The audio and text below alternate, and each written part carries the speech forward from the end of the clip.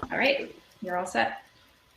I'm all set. I'm live. I'm Yes. told that I'm live. Okay, cool. Well, let's. Everybody can hear me all right? Mic seems to be good. Okay, excellent. Welcome all you lovely, lovely people that I can't see. This is Designing with Interfaces in the Actor Framework. I am Alan C. Smith. I have been writing LabVIEW code for 27 years now, which is just kind of crazy to think about. I've been a certified LabVIEW architect since 2004, a certified instructor. I'm a LabVIEW champion. I am currently an alliance partner, offering services as a consulting architect and just a guy who gets things done.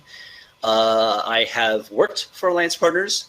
I did a 6-year stint at National Instruments in the systems engineering group, where, among other things, I got to be a part of bringing Actor Framework into the world. There are one or two pieces of the framework itself that are mine, although we're about to kill one of them off. All the tooling that you get from NI for working with Actor Framework was mine, because I wanted that tooling and thought I should share. I wrote the course on Actor Framework, Actor-Oriented Design in LabVIEW, and I am just an all-around AF evangelist. I use it in my own work. I think it's a great framework that solves a lot of problems, and I'm here to talk about how interfaces are going to make a great thing even better.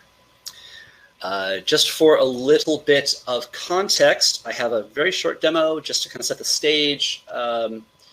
And then later, if you want to look at some code in it, we can, but I probably won't dive too much into the demo while the session's in flight. And go ahead and ask questions to the moderator in chat.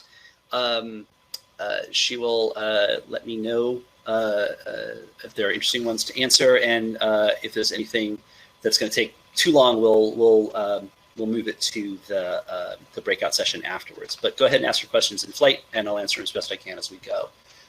If nothing else, it tells me that people are here and listening in. Okay, so if you have taken the Actor Framework course, you have seen this application.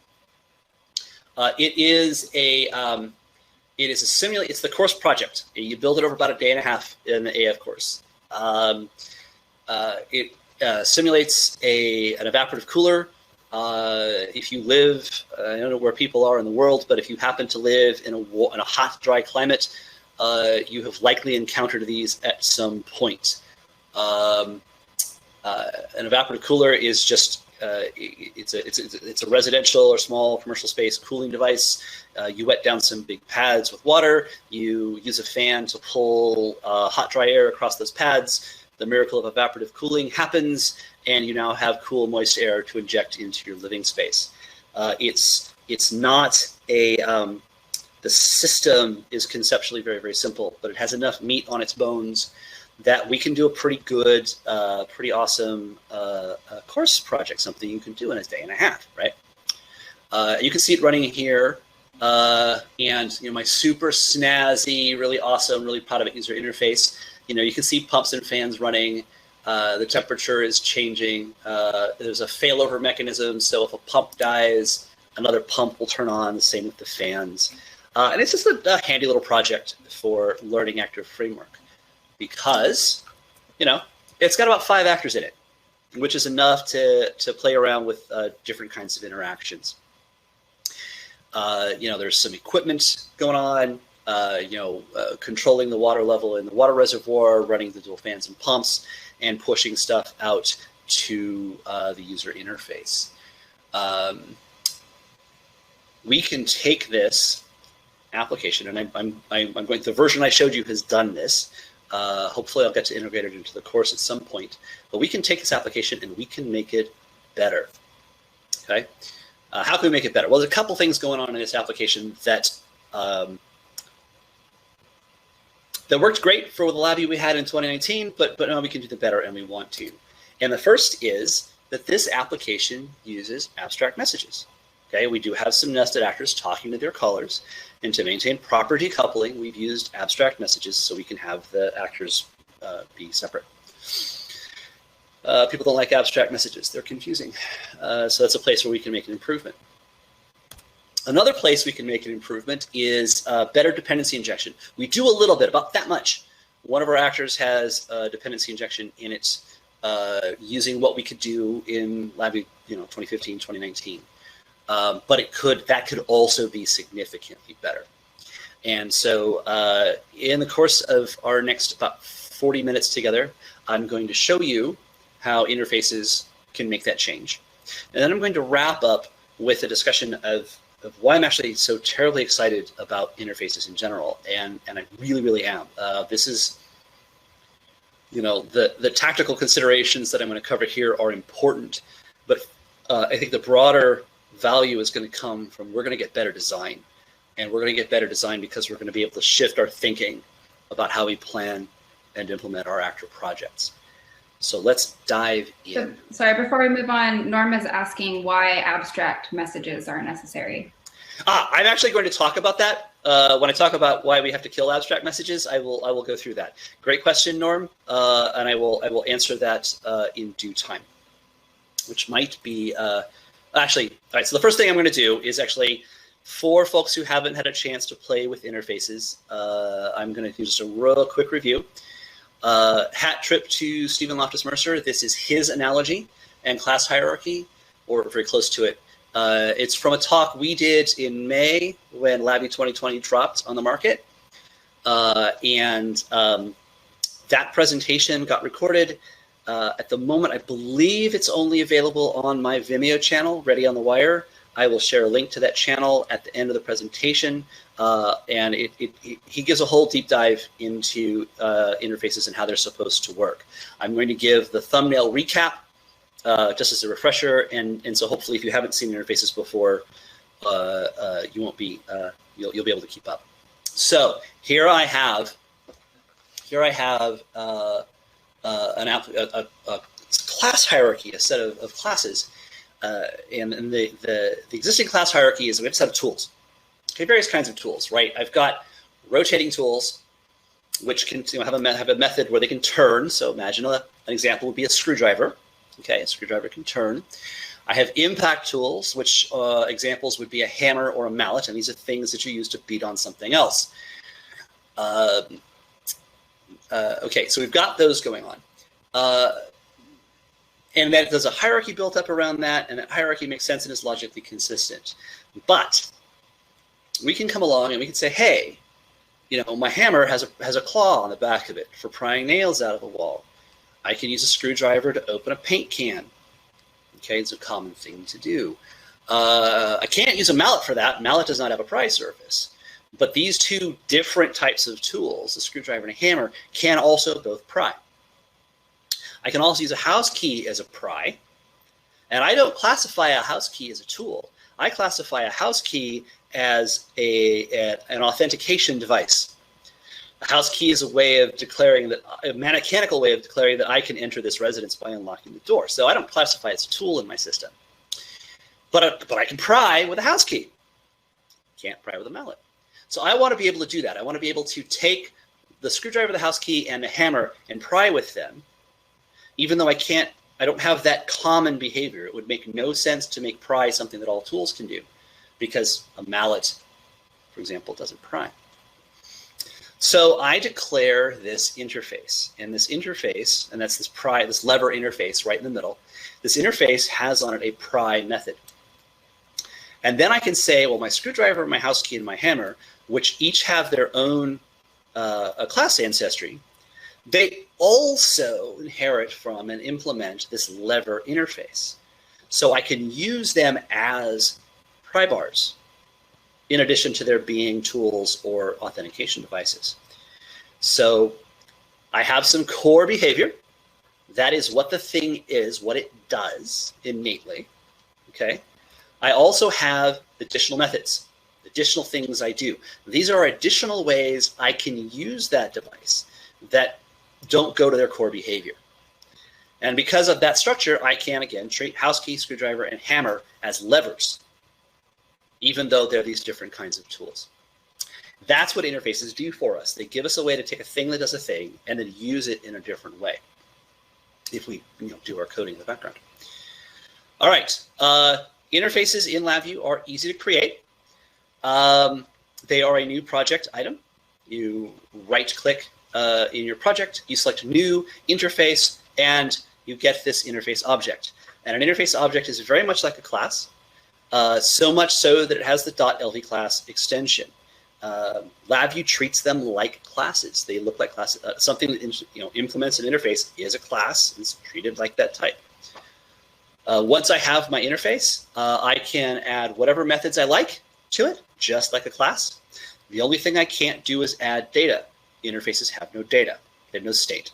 If you caught Stephen's main stage presentation 2 hours ago, out of identity, behavior, and state, state is the one thing that interfaces don't have, and that's how they differ from classes.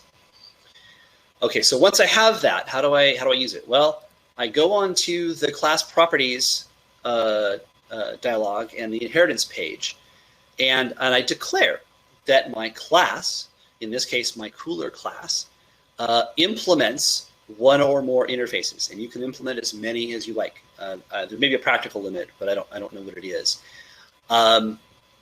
You can implement multiple interfaces yourself if your parent, so in this case, a cooler is a level controller. If the level controller implements an interface, then you also, by definition, implement that interface. And so that's a different way that you can have an interface that you work with. Now, how does this relate to Actor Framework? Well, actors are LabVIEW classes. Always have been, right? No special sauce there. So I can associate my actor with an interface and say I'm implementing that interface. Okay, so what does that mean? Right? That means that I go, and this is true for any classes including actors. Once I've associated, once I've declared that I'm implementing an interface, I can add those methods to my actor or my other regular class. I believe by default, methods in an interface are declared dynamic dispatch, and therefore you inherit from them, you override them, just like you would do a regular dynamic dispatch method. Okay, so I've done that. Now, in Actor Framework, the methods that are interesting to the rest of the world are ones that we can invoke with a message. And the project provider tools, I actually got this backwards, the project provider tools support interfaces. So if I have an interface in my project, I can right-click on a method of the interface and go to Actor Framework, create message, and I'll get a message for it. I can also right-click on the interface itself and create messages for all of the classes. The tools support that. Yay us. Now, I recommend before you do that, the tools don't do this. I haven't had the opportunity to write the tool that will do this for you. I do recommend before you do that, that you go take your interface class and put it in a library. And then when you do that, the tools will automatically add your messages to that library for you. And so you'll have a nice package, so to speak, that is your interface to your actors. And you've got a bunch of messages now, which is awesome. All right, so what can we do? Now, I do have to give one caveat. I don't know if it's been officially fixed yet. When LabVIEW 2020 shipped, it shipped with some issues with the project provider that made them incompatible with interfaces. Basically, the tools would not recognize an interface as a suitable target for all the actor scripting. That has been fixed. I worked with Stephen and Darren Nattinger, and we put together a patch. It's an unofficial patch that will make the project provider work correctly with interfaces. It's unofficial in that it kind of came in as a community release, but Stephen tells me that that's basically the code that's going to ship officially when they get to it. I don't know if they have currently. Stephen may be able to comment on that. But essentially that patch is out there and available for you guys. Okay, so what cool things can we do with this? Why would we do that? Well, we know why interfaces are awesome. How are they awesome for Actor Framework? Well, the first thing they let us do is they let us kill abstract messages. Yay! So that's something that people have been looking forward to a lot. Abstract messages have been a constant pain point in the actor framework ecosystem, not because they don't do their job. They do their job. They do the job they're supposed to do, and they are perfectly adequate, perfectly effective at doing that job. They just confuse the heck out of people. All right, we can do better. Let's look at it. This is where I'm going to answer Norm's question earlier about why abstract messages are necessary. And I'll do that by first describing. So here's the problem. Here's the problem that they solve. In the exercise from the course and in every actual AF system I've ever contacted, you have messages that go from your nested actors, dual fan, dual pump, the UI, to your caller. Why is this a problem? Well, I could just have dual fan directly link to the update fan status message and send it to cooler. But what if I want to use my dual fan in a different system? Okay, not a cooler. First of all, well, what message do I send? Okay, caller 1 is going to have one kind of message. Caller 2 is going to have another kind of message. You know, different methods. They're not related to each other. So I don't know which one I have to send. I have to be able to change that out. And then there's the strictly logistical problem of a receiver of a message owns its messages. They're a part of its library. But the sender has to statically link to the message. So you wind up having these things irrevocably coupled. You can't pull the nested actor into a project without bringing its caller along. And then you can't change the messages out as you need to if you have different callers. This is just a problem. This is a classic case of having our dependencies going in the wrong direction. The nested actor and its library depend on the caller. You cannot bring the nested actor in without pulling in the caller.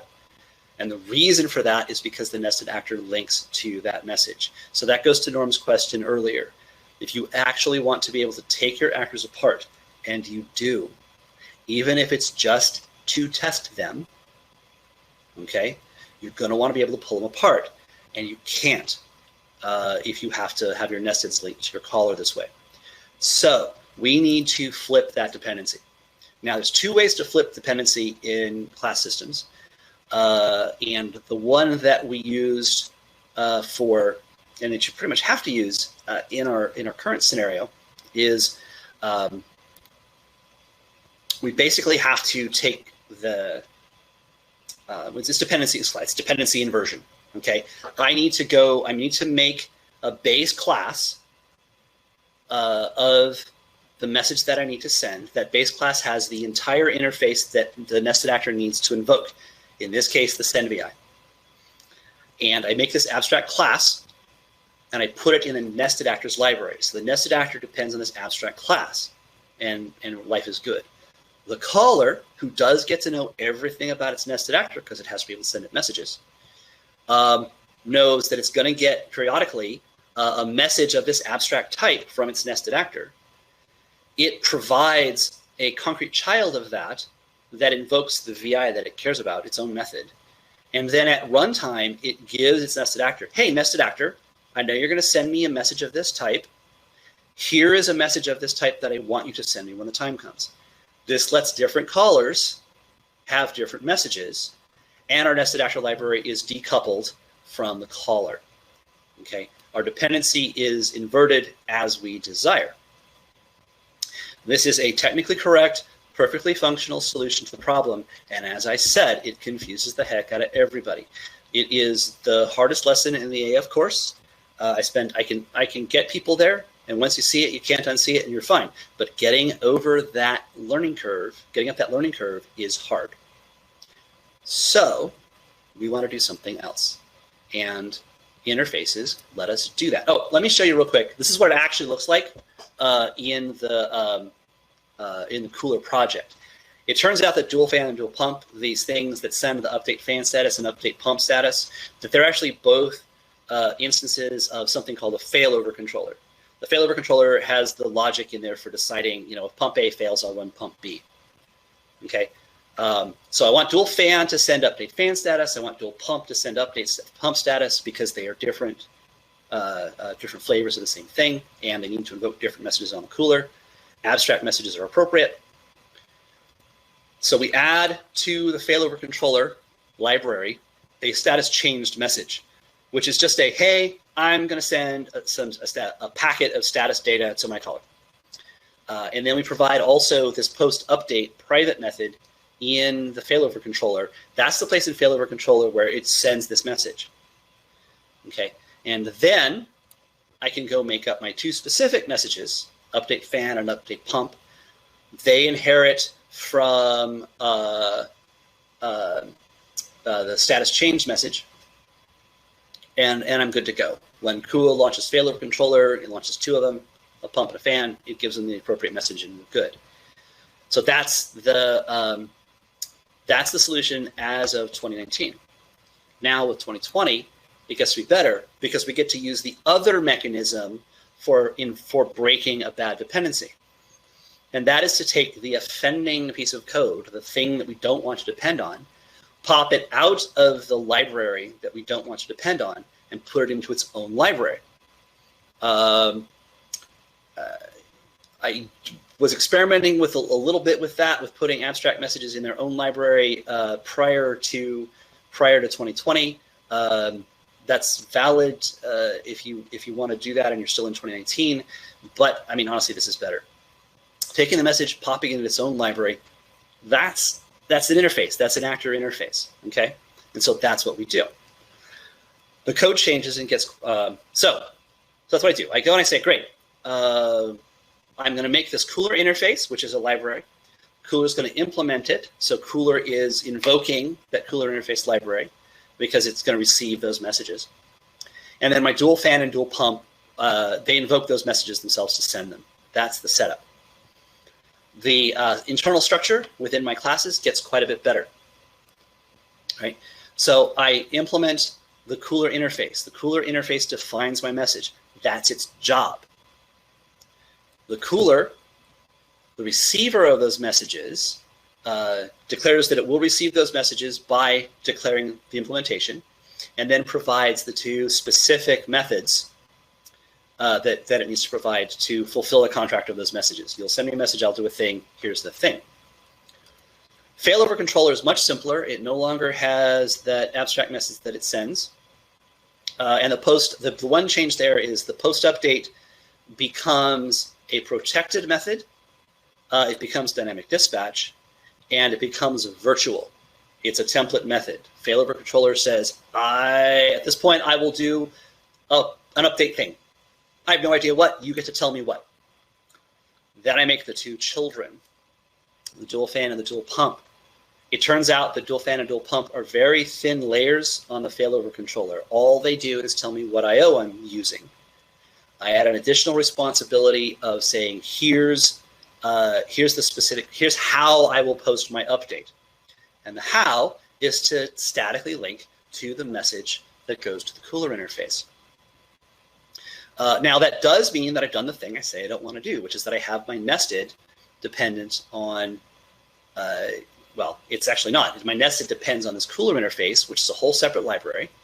If I ever use dual fan and dual pump somewhere else, if that other place implements cooler interface, I'm good. I can still use it. If you don't like that, there's some other things you can do to break that coupling as well, but it's really not necessary.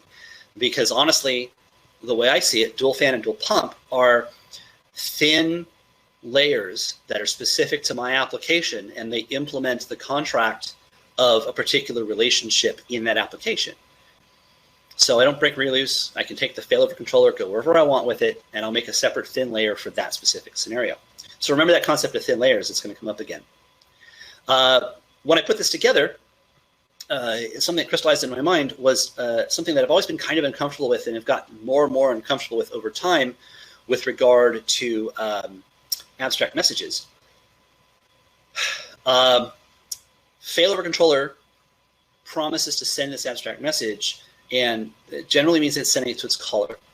So my failover controller, this thing that I want to reuse, has built into it an assumption of a relationship.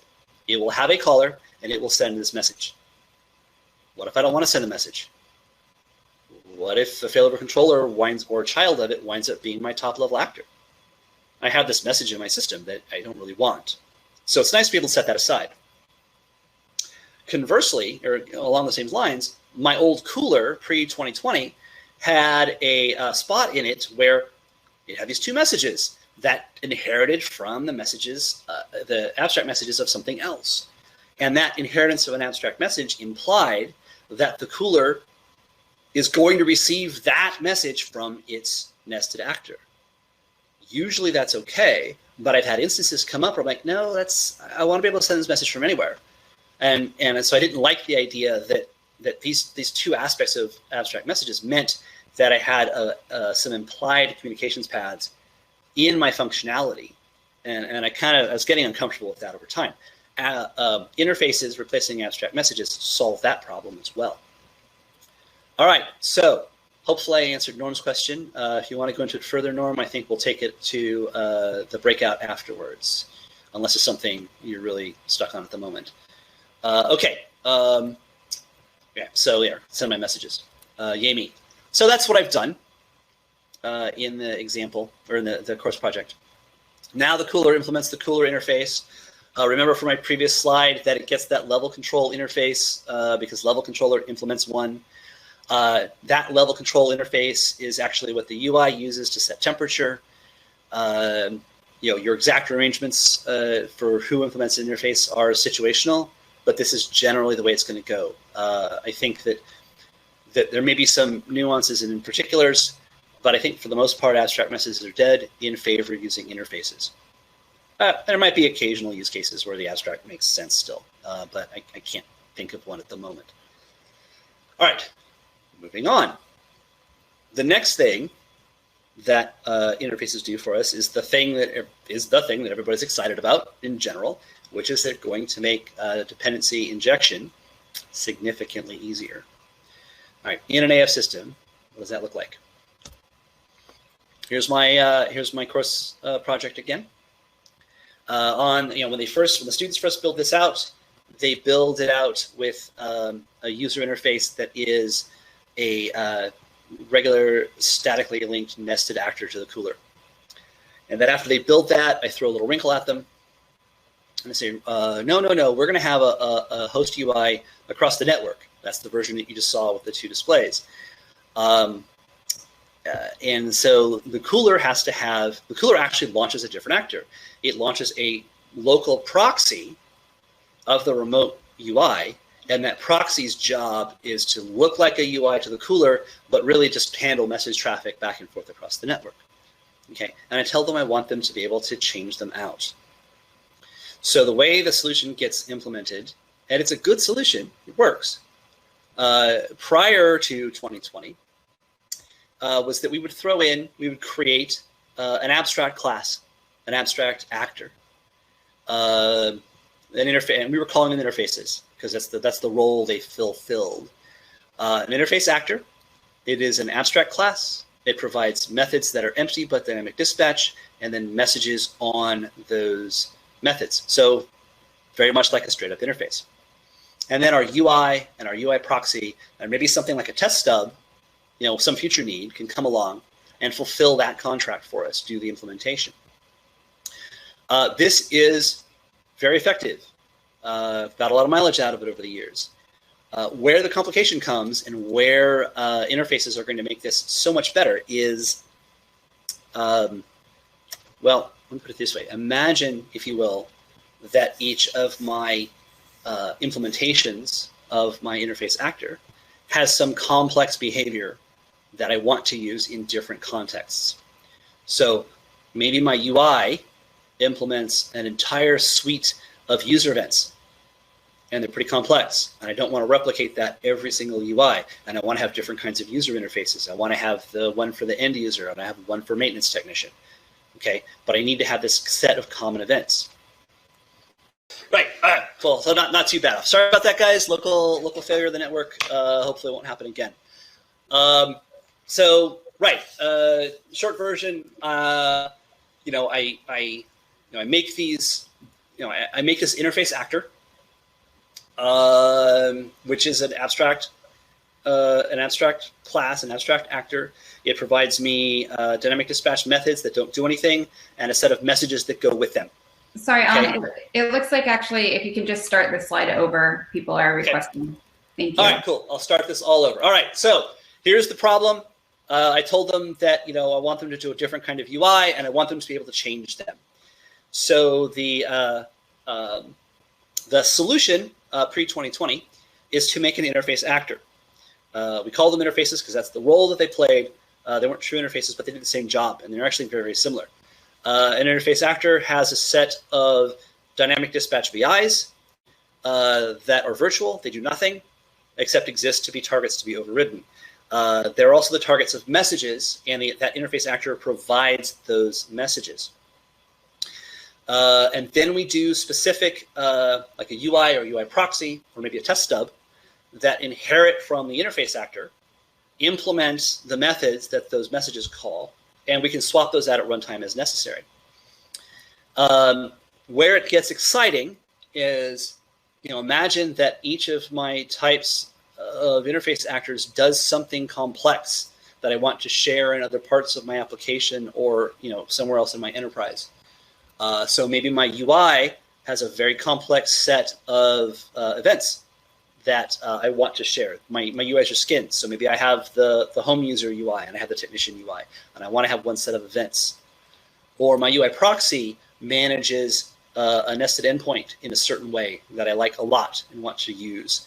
One of my current applications that I'm working on, I have 6 different places where I'm connecting nested endpoints, and I have all the restart code, and I that's a lot of code to have to replicate.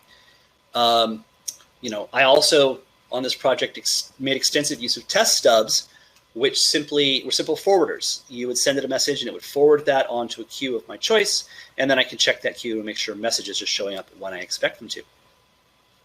Now, the reason that this is a complicating factor, looking at that diagram in a slightly different way, just a portion of that diagram, is if I have an interface actor, I have a hard choice.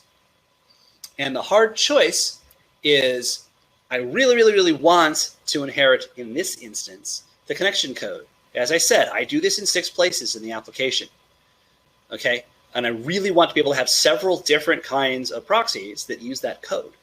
However, I need to be able to send those proxy-specific messages, okay? If nothing else, I need to do it for unit testing. And my unit testing was such a value add on that project, and continues to be such a value add on my project, that I ate the replication of my connection code 6 times just so I would have access to test stubs that would take the same messages. So if I've got core functionality that I want to recycle, but I need to use messages, I can't recycle the core code, and that's not acceptable to me. So we toss in, we make our interface actor a true interface. Remember that your class ancestry is about what you do, and the interface is about how I can use you. And so that's essentially what I'm saying. I have a UI proxy, and what it does is it manages a connection. Okay, and I can use that UI proxy as a panel. That's the declaration I get to make if I have true interfaces, and it really is going to be a tremendous time saver in active framework systems. It's going to make tests better, and it's going to make code reuse more of a reality. So basically, yeah, write to an interface. I've redrawn my connection diagram, my system diagram, and I'm explicitly showing you here those thin layers that I talked about, like dual fan and dual pump, my core code that I care about, like connections or failover control, and then that thin glue layer that glues them all together. Okay, and this is really awesome. Now let me get to just the slide that does that. Yeah, now I don't think I'm ever going to write a message for an actor again. I think it's going to be all interfaces. Could be wrong, but this is where I'm thinking right now I'm going to end up. Well, there's one exception. I take that back. There are a few instances where you want to have the actor send a message to itself, and you want that actor to be private to the actor. Like this is a little polling actor that just every now and again, it's a message pump. It sends itself a message to do something every however many milliseconds. And that update message, I don't want somebody else screwing up my timing, so I make that message private to the actor. And there's no, that actually, not only is there no reason to put it in an interface, but it's actually contraindicated because I don't want anybody else to send this to me. That's the one place I can think where I'm still going to have actors having messages themselves. I may be proven wrong at some future date, but this is my current thought on the matter. All right, so we have solved a couple of pretty significant tactical problems in the actor framework. One thing that was rather a nuisance, and another thing that was terribly, terribly confusing. And if that's all we got out of the deal, it would be enough. But that's not all we're going to get out of the deal. I believe, I've been thinking about this for over a year now, and I think this is going to dramatically change how we're going to think about designing our actor systems. Okay, let's go back to first principles and definitions. The actor model itself. What is the actor model? We're talking about actor systems. This is what we're talking about. We're talking about a model in computer science of concurrent computation. It's a mathematical model of concurrent computation that treats actors as the universal primitives of concurrent digital computation. And we really focused on those actors. I want to take the time and I want to emphasize this point. Actors as universal primitives. The actors are the primitives of our system. Okay. What do I mean by that? Well, I've had conversation after conversation after conversation over years now. And very often it involves whether we should be using AF or DQMH. Okay, that's a conversation you can have, and there's value in it. But we spend a lot of time talking about the actors themselves and what those actors do and how the actors get designed internally. And that's all about how the actor responds to this message and the next message it's going to receive. Okay, that's important. The actors do real useful work internally, and we need to be clear on that and make it work. But I think in that conversation, we get wrapped up in it and we forget, we overlook. So I think at least a certain bias on our part, right? And it's not unlike the bias of the fact that we're so hardware centric, right? Norm talks a lot about this in his hardware abstraction layer conversations. We start with the hardware. I've got a compact Rio, and we start with a database. I've got a database and a user station, and because we have that hardware, we go and because we think so much about the actors, we go, oh, I'm going to have a serial manager actor, a database actor, and a user station, and some stuff in the middle that I'll get to. And we spend our time focusing on these actors that map to our physical systems because we care so much about how our actors work. And I think that can lead us to not considering the totality of the stuff that we have to look at. We get around to what I'm going to talk about next, but it kind of follows, and I think it needs to perhaps lead that conversation. And it's not going to be a big surprise because it's just kind of how we should be designing software in general. If we step back and we go, our actors in our systems are primitives, okay? We're not going to look inside them. We're just going to think about them as a thing that does a job, and we don't know much about it. And then we look at the fact that the other thing that actors can do, which is send messages, okay? And we focus on that. Let's focus on the sending of the messages. We see that on a system diagram. I've always liked these. I've gotten to really like them the last couple of years as a way of describing how actor systems work. I think they're perfect for it. And they really do emphasize the actor as a primitive. Here you see across the top, the UI, the cooler, the fans, the pumps. There's no information here about how the actors work internally, just that they are. And then as you go down the timeline, you see that they trade messages because that's what actors do. They trade messages around. Here's what actors are, and what they do is they send messages. Okay. And then when you look at a sequence diagram and you think about it, and you think about testing things, right? I'm going to build a feature and I'm going to test it. What you realize pretty quickly is what you're testing that message chain. So a feature in an actor system, and this is any actor system, not just AF, a feature is scoped and defined and constrained by the message chain. So when you're testing a feature, you're studying and testing a message chain. So when we're implementing a feature, therefore, you should be thinking about the message chain because it really defines your feature. Okay. So when you do that, going back to my diagram, you look at the, and here I've got slightly different colors. The green is my thin application layer, and the blue is my sort of core functionality. And when I think solely about the messages and I let the others sort of fade away, I'm left with a message topology. And the thing that I think is going to, it's not a direct, oh my God, I now have this new technique.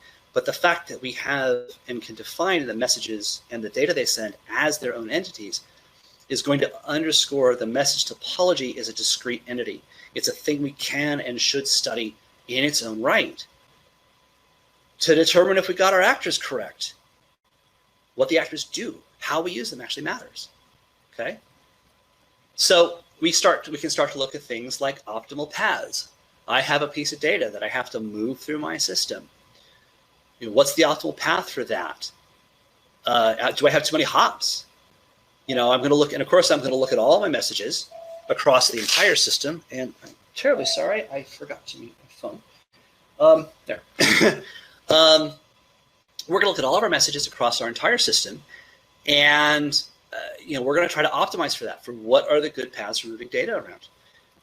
By the same token, we're going to look at our data aggregation. Where do we have to put two pieces of data together from different parts of our system and make them line up?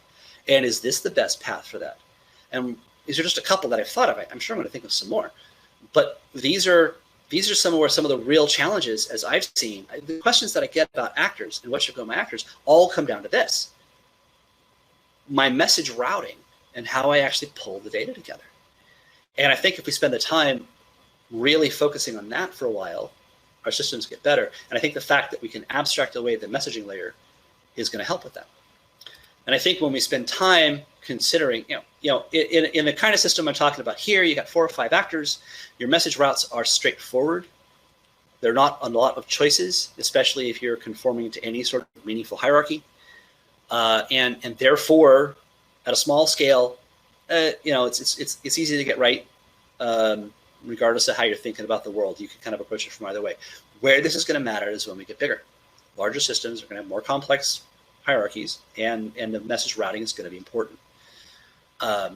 Once we are thinking about that routing and how what data needs to come together where to go to what destination, how we want to use our actors, that routing comes to define our primitives. Okay? And here is, here's my diagram. I've put the thin layers back in,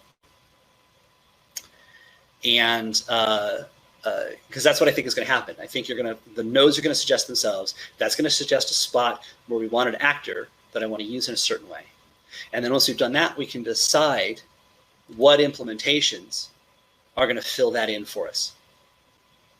Okay, and those implementations are necessarily can be very, very generic because they don't have any routing information in them. They don't have any information about how they play with us, just the thing that they do. So I can change them. Maybe I only have one fan. Maybe, I don't know how you would do it, but maybe the cooler is controlled through PID. I don't know. But we get to make those changes. This is the thing that really, really excites me is I think we're going to have a sort of a renaissance of higher level design in our actor systems.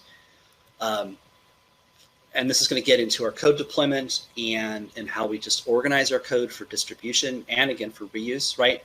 It's going to go to our packaging. Our interfaces collectively are a dictionary. They define the data and messages that our system supports, okay? That's going to be specific to our problem domain. We're going to have hopefully reuse libraries, or at least known things that we have to do that are independent of that data dictionary. Okay, hopefully we'll see a lot of reuse here. that's our behaviors. That's what we can do. All the things we know how to do. And with our dictionary, we know how they have to talk to each other. And that leads to our application code. And our application code is really only about relationships and contracts. Who talks to whom and what they say. Okay? These are all separate, and I think we're going to get a lot of mileage out of thinking about them separately. And interfaces, we could always do that before, right? There's nothing here we couldn't do before. But the fact that we have interfaces now as a separate thing, we're going to be able to see that explicitly in our code bases. And I think that's going to make things a lot clearer and a lot cleaner going forward. These are my thoughts.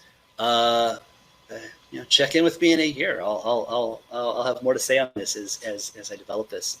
There's still more things, stuff I didn't put into this talk that I'm still thinking about that hasn't quite gelled for me yet. But I'm sort of excited. That's the takeaway. Is that I think this is going to be a sea change in how we do things. And that's what I have.